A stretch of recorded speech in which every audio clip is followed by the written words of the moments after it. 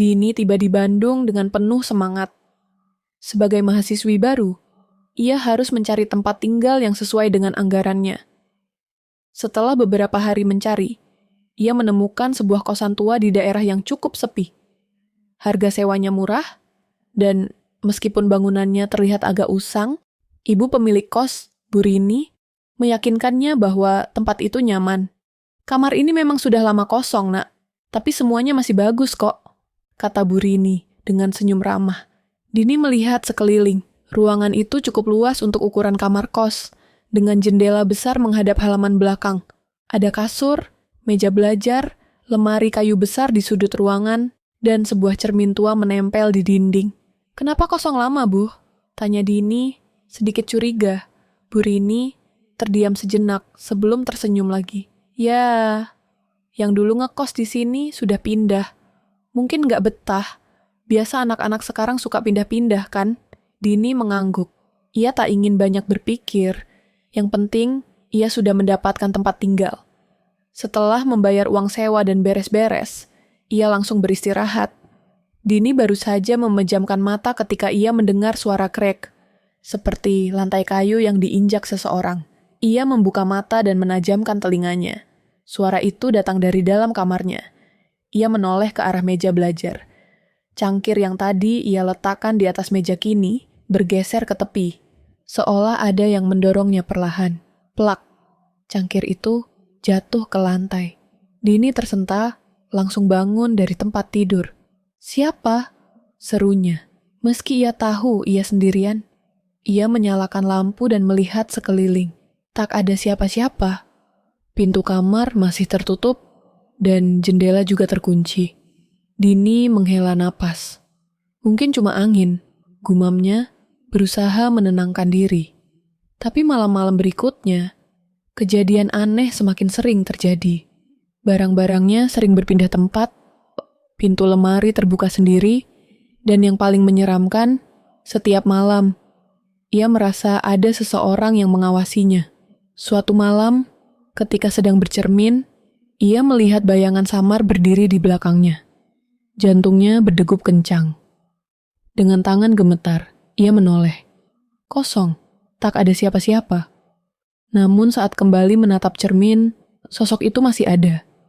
Seorang pria, tinggi, berwajah tampan dengan mata tajam. Rambutnya hitam sedikit berantakan, mengenakan kemeja putih dengan noda samar di bagian dadanya. Dini menahan napas. "Sesiapa kamu?" Pria itu tersenyum tipis. "Aku Arya. Aku penghuni kamar ini sebelum aku mati." Dini langsung mundur dengan wajah pucat.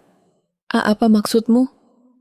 Arya tetap berdiri di tempatnya, tatapannya tenang. "Aku sudah lama di sini. Aku menunggu seseorang." "Menunggu siapa?" "Awalnya aku tak tahu." Arya menghela napas. "Tapi sekarang aku sadar. Aku menunggu kamu, Dini." Dini seharusnya takut, tapi entah kenapa, semakin lama ia tinggal di kamar itu, ia merasa lebih nyaman.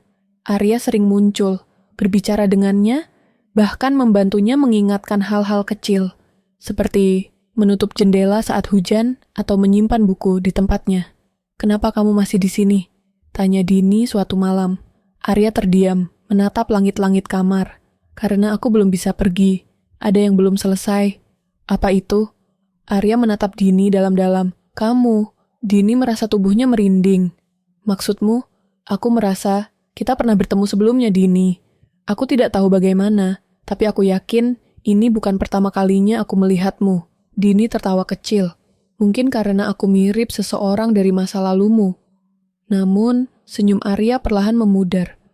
"Iya, kamu memang mirip seseorang." Semakin sering Dini berbicara dengan Arya, semakin banyak mimpi-mimpi aneh yang datang.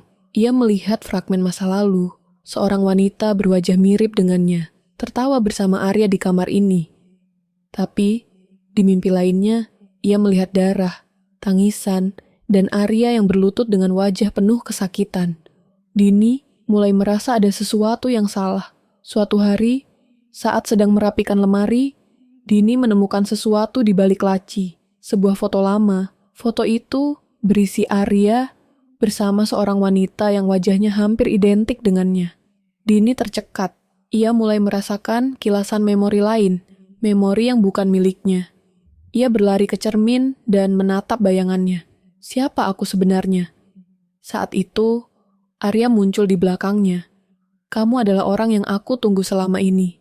Dini berbalik dengan mata membelalak. Aku adalah dia? Arya mengangguk pelan. Kamu adalah reinkarnasi dari Laila, tunanganku. Dini merasa kepalanya berdenyut. Ia mulai mengingat semuanya. Laila adalah tunangan Arya yang mengkhianatinya. Malam itu, di kamar ini, Arya tidak mati karena kecelakaan. Ia dibunuh, dan orang yang membunuhnya adalah Laila. Dini terengah-engah.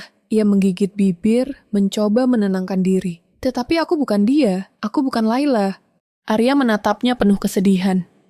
Aku tahu. Tapi takdir mempertemukan kita kembali. Kamu kembali untuk menebus kesalahan yang pernah kamu lakukan. Saat itu, pintu kamar tertutup sendiri dengan keras. Lampu mulai berkedip. Dia datang, bisik Arya. Siapa? Tanya Dini panik. Penghuni lain di kos ini. Sebuah suara tawa menyeramkan terdengar dari sudut ruangan. Dini menoleh, dan di sana, di tempat gelap, sesosok bayangan hitam dengan mata merah menyala berdiri. Menatapnya penuh kebencian. Dini menyadari sesuatu Arya bukan satu-satunya arwah di sini. Ada sosok lain yang tidak ingin ia pergi, yang ingin menghukumnya. Karena di kehidupan sebelumnya, ia adalah penyebab semua ini. Kini, Dini harus memilih menebus kesalahan masa lalu, atau terjebak dalam siklus kematian yang tak pernah selesai. Terima kasih sudah menonton. Untuk mendukung channel ini tetap update, jangan lupa komen, like, and subscribe ya guys.